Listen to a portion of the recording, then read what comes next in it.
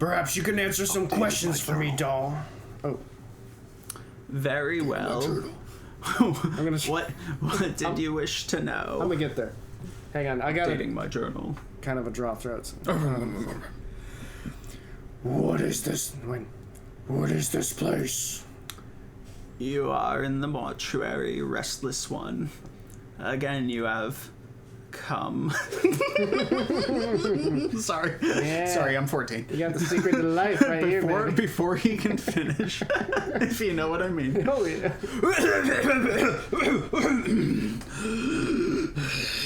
Goes down easy. This is the waiting room for those about to depart the shadow of this life. You know, I'm kind of regretting that I didn't voice the nameless one as, like, Fred Durst. That would have been more fun. Hands up, hands down.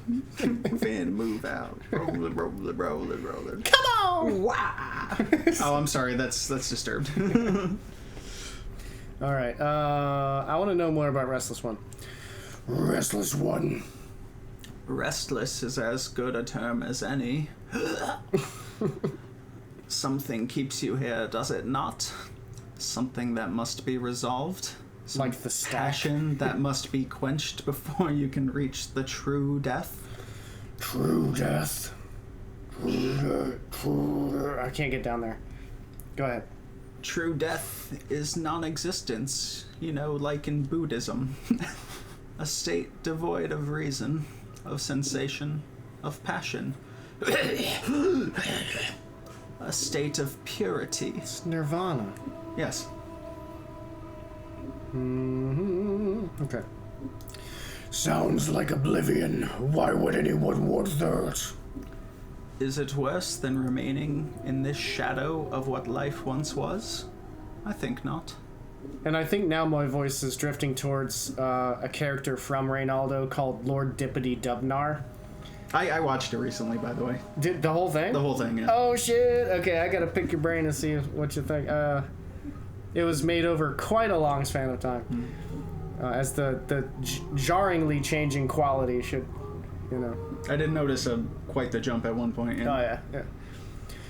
Shadow of life. Yes, a shadow. You see, Restless One, this life, it is not real. Your life, my life, they are shadows, flickerings of what life once was. This life is where we end up after we die. And here we remain, trapped, caged, until we can achieve the true death. I'm just going a circle here. I mean, you can go back through all the dialogue options as many times as you want for the most part. Let's see. What makes you think this life isn't real? How can mirrors be real if our eyes aren't real, Restless One? Oh shit! Existential quandary.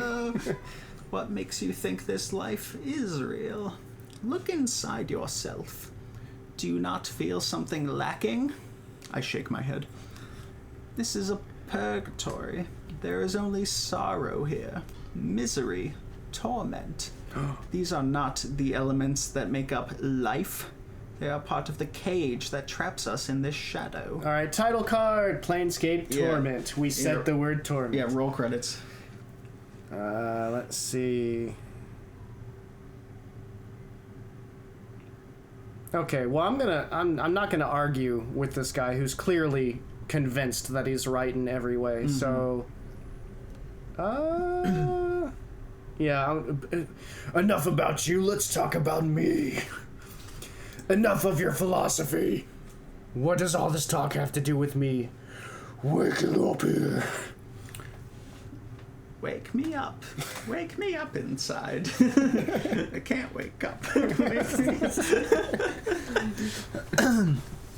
Passions carry weight. They anchor many to the shadow of life. As long as one clings to emotion, they will be continually reborn into this life. It is very Buddhist, isn't it? Forever suffering, never knowing the purity of true death. Yeah, the Dustman is basically just Buddhism. Okay, so I think now it's a good time to talk about the Eightfold Path and the Four Noble Truths for about 45 minutes real quick. Yeah, why not? What are the Four Noble Truths? It's been a long time. God, one of them is what causes suffering? Is it attachment or is it desire? I think attachment is the more common translation these days. It's desire or attachment causes suffering. Birth is pain, life is pain, death is pain. Existence is pain. What is your purpose? Pass the butter. All right, so there's your crash course in Buddhism. Nothing matters. Everything's an accident. Let's go watch TV. Yeah. Let's see. I see. Do you see? Do you see? How does one escape the cycle of rebirth and achieve this true death? Kill your passions. Strip yourself of the need for sensation. When you are truly cleansed, then the cycle of rebirth will end, and you achieve peace. Past these shells of ours, past the eternal boundary, lies the peace that all souls seek. I want to interject real quick. Is later on in the game you will meet a faction that holds the exact opposite belief called the Sensates, who view all existence as just hedonistic. Not necessarily hedonism, but, because there are painful sensations. Oh. They want to experience the whole of sensation. Okay, yeah. I got you. Mm. Cool. Yeah, are you guys, viewers out there, comment down below if you're enjoying our intellectual academic discussion here. If you learned a new word, type what it is in the comment below. Let's see. Do I want to know? By the way, this whole conversation with this dude is unnecessary, but it exemplifies, how to obtain enjoyment from this game. Yeah, okay. Is to just get into the story and the characters and the dialogue. Like, once we've got our stats set up, I'm not going to say another important thing you need to do until we're, out of the mortuary. Okay. Yeah, so it's very RP focused then. Yeah. Okay. But it's not like a do whatever you want type thing. It's a, get into character, get into this character. Right. It's what my character would do. No. This is not this is not the game we're playing. We're trying to get into this character, the nameless one that we know nothing about. Okay, cool. And you can mold him to some extent, but I don't know, try to understand his experience. It's taken us on a journey, girl? Okay. Yeah. Right. This is a long, slow, tantric story. The eternal boundary. The boundary between the shadow of this life and the true death. Okay, so... I feel like I'm almost slipping into Emo Phillips' voice. There once was a man on the Golden Gate Bridge who had the face of a horse. It's the best joke ever told. Go look it up. Emo Phillips, Golden Gate Bridge. You're welcome. All right. I feel like you could hold this entire conversation using just lyrics from metal songs. Yeah. And this is when the Nameless One says back to him, "I did my time, and I want out." Shadow of this life. Yeah, it does have some death metal vibes to it. Okay, so I feel like I'm getting a good enough. I think I'm ahead of the Nameless One a little bit, so I don't feel the need to ask these questions. We will farewell this gentleman. Oh, you don't want to ask more about the area? All right. Okay, I see. We have a hub. Right, because we definitely went on a philosophical tangent there. Right. But we could also ask him, where's the bathroom? Yeah. I love, if this was a novel, we'd already be 250 pages deep. We're in the second room of the game. I had some other questions. Let's see. Oh, hey, that's practical. All right, I know how I got here. I died. Do we want to feign concern for this shambling corpse? I don't know. Here we go. Don't ask me. If you're about to do something wrong, I will scream at you. But otherwise, feel free to just, make your own decisions. Can you tell me how to get out of here? The front gate is the most obvious Oh, exit. damn it. But they will not let anyone other than dustmen pass. One of the guides by the front gate has a key to it, but it is unlikely he will open it for you unless you are extremely persuasive. Okay, so now it's Hitman. I gotta get a dustman outfit, disguise myself. Maybe. Right, Yeah, get the that is sniper one rifle. way out. Yeah. Or you can walk up to the dude and punch him to death. Or you can find the secret portal exit. Okay. Alright. Spoilers. Plot twist. Farewell then. Alright, I feel like I'm not searching enough too. It's like I gotta pick up all the brooms, because what if I need them in the broom dungeon? I mean, you do want to pick up healing potions and other potions you can sell for a good amount, but gold in this game is not super important. I mean, copper.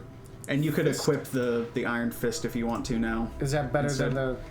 It has to be, right? It's probably pretty comparable. 2 to 4 crushing, 1 to 3. I like piercing damage better, honestly. For all those armored corpses. Armored Saint? Yeah. Now we are in a metal band. Okay. Yeah, for our viewers at home, Armored Saint was a metal band from the 80s, and the singer temporarily quit to sing for Anthrax for a while, and that is my favorite incarnation of Anthrax, is when the guy from Armored Saint was singing. I'm only familiar with Anthrax when they're hanging out with Public Enemy. Oh, man, they have a couple of gems. Cup of Joe is a really good one. Mm-hmm. I really want a cup of coffee, go get me a cup of Joe. Really want a cup of coffee, go get me a cup of Joe. Really want a cup of coffee, go get me a cup of Joe. Cup of Joe, cup of Joe, cup of Joe. Ah! And then it does it again, and then the song's over. That's reminiscent of the fucking System of a Down one about a pizza. Pepperoni and green peppers, mushrooms, olive chives. Yeah. Pepperoni and green pepper, mushroom, olive. Yeah, honestly, yeah. But yeah, Anthrax gets silly sometimes, and it's great. Actually, the System of a Down comparison's pretty apt. Like, the musical style is entirely different, but their attitudes towards music are very similar. Okay, all this shit's empty. Okay, nice balcony. Mm-hmm. All right, let's keep it moving. Is that a Dustman's up there? Oh, hey. Hey, okay. Oh, a named character. I need to get the hell closer to see the differences between these character models. Alright, Iveen. You see a slight young woman with pale features. The sunken flesh around her cheeks and neck makes her appear as if she is starving. She seems... And what do dead people eat? I'm thinking too hard. If she's a Dustman's, then she is not dead. Oh, okay. Greetings.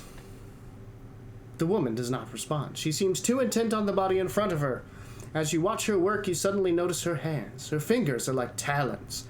They are darting in and out of the corpse's chest cavity like knives removing organs. Alright, Mr. Simile, there's no like talons, they are talons. Wait.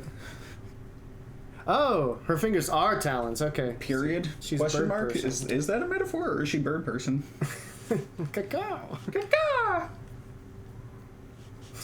This is what we in bird culture consider a dick move. What I'm about to ask you. What's wrong with your hands? The woman makes no. Journal. Ooh. I'm getting kind of close. No response.